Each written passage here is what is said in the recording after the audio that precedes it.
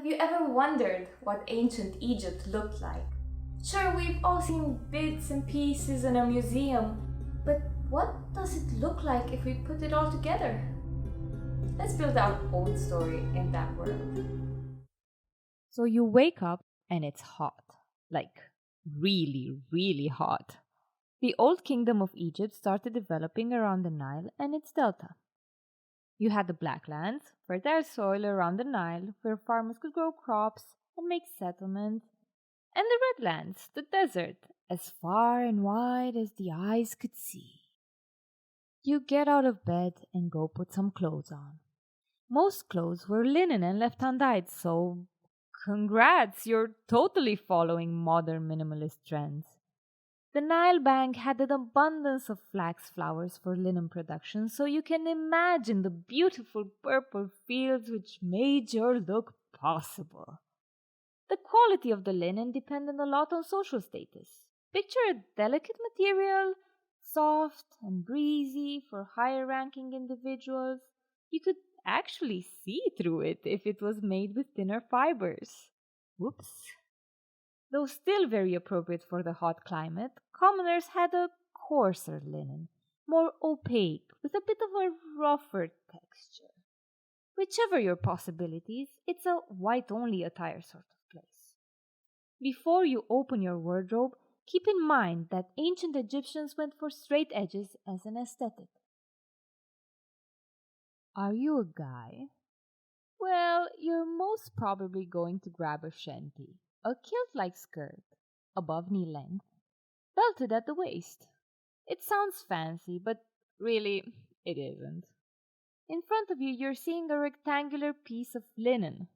The first option is to wrap it around your waist and tuck one end of it in the front, though now you have a reversed V-shaped design as opposed to the standard straight-edged ones. If you want to be hip, however, the second option is to use a leather or linen belt to hold it in place. It was either simple or pleated, since they could actually stiffen the material and fold it over itself over and over. Now, if you're an official, your shanty is starched, making a triangular shape and extending to the front to make you seem more excited. Are you a girl? The Cala series is the way to go. A long dress reaching the ankle with the upper edge of it either above or below the breasts.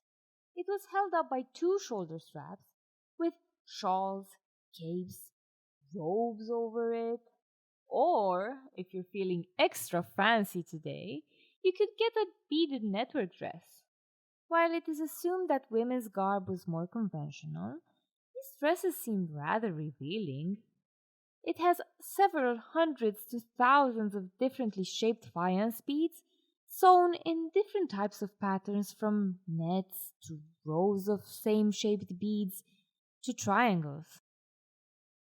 The more jewelry you wear, the more attractive you are to the gods, so better equip yourself for a new spiritually flirty day. You never know when Bastet or Osiris might cast their glances at you. Now, the cheap versions had colorful pottery beads set as bracelets, necklaces, pendants, rings, you name it. Ceramic jewelry, while very colorful and lively, is matte and does not reflect light.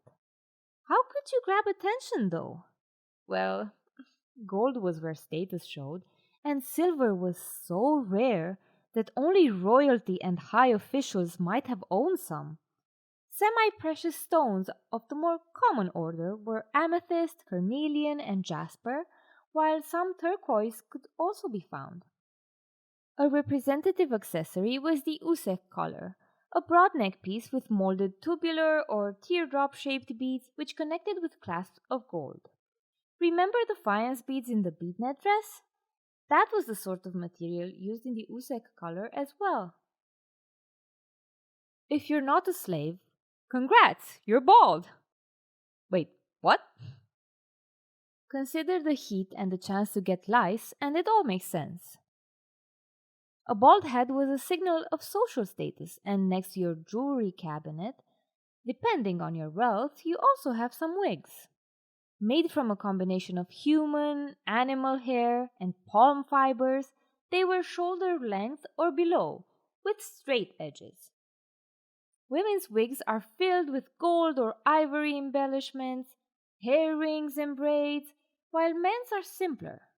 Headdresses are also an option, and starched striped linen is the go-to. Asking Tut. Grab some kohl from your makeup bag and make those distinctive Egyptian marks around the eyes. Add some color if you're in a great mood. Maybe splash a bit of red ochre on your lips. If you're a lower class civilian, you can just dash out of the door at this moment. But who are we kidding? We have to flaunt some papyrus leather sandals to show off. We'll continue our day in ancient Egypt next time, when we'll catch a glimpse of the city and its people. This video is part of an entire series which aims to expand our visual library, so be sure to check out the rest of the topics explained. And, just see the Discord channel in the description down below, where I post drawing challenges and study references. I really hope to see you soon.